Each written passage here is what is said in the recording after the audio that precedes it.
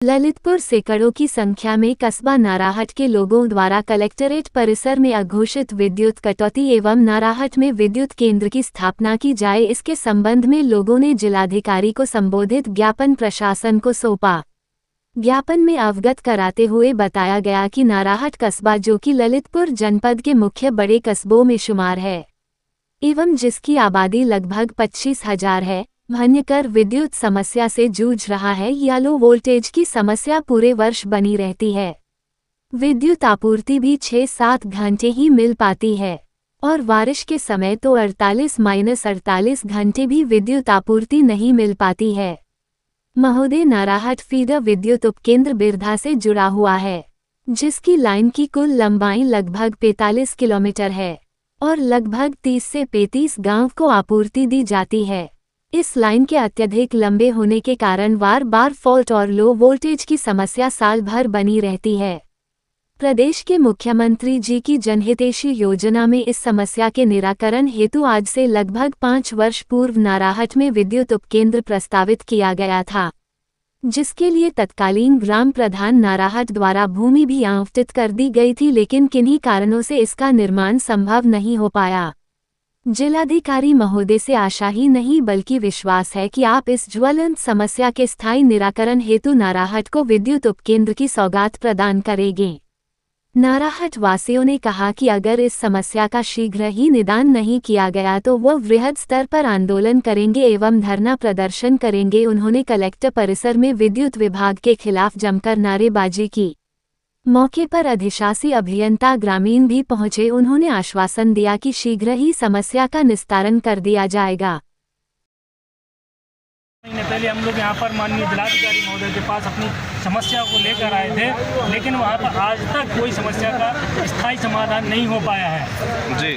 और हम लोग ये चाहते हैं कि अभी माननीय इनसे अधिशासी अभियंता जी से हम लोग को बात की है, जिलाधिकारी महोदय से बात की है, लेकिन मुझे नहीं लगता कि समस्या हल हो पाएगी, क्योंकि माननीय मुख्यमंत्री जी कहते हैं कि एक तरफ तो ये कहते हैं कि 18 घंटे कस्बे में लाइट हो, लेकिन मुझे तो समझ में नहीं आता है कि ये अधिकारी सरकार की छवि खराब करने में लगे हैं या सरकार खुद ऐसा करवा रही है। ये हम लोगों की, हम जैसे ग्रामीणों की समस्या। अभी अधिशासी अभियंता का घेराव किए थे, क्या उन्होंने बताया, क्या समस्या? मुझे हम लोगों का कोई संतोषजनक जवाब उनकी तरफ से नहीं आया है।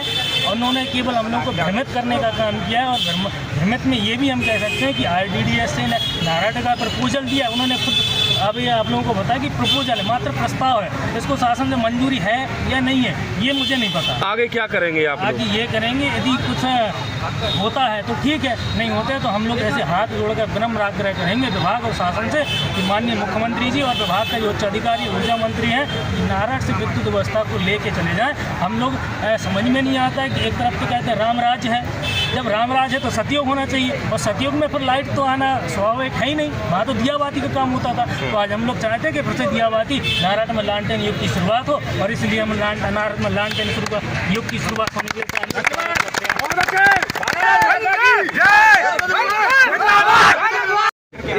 इसी पे फाइट चाहिए सर।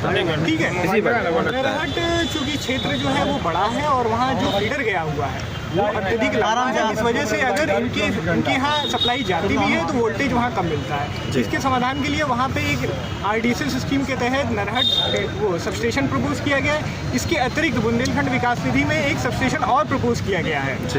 ठीक है, जो जमीन के फाइनल होते ही वहाँ पे काम और शासन के स्तर से पैसा आते ही काम शुरू हो जाएगा। तो कब तक लगता है कि ये शासन स्तर पे है, इसका हम अंदाजा आपको नहीं दे सकते। जैसे पूर्व में मेलवारा में भी यही हुआ था।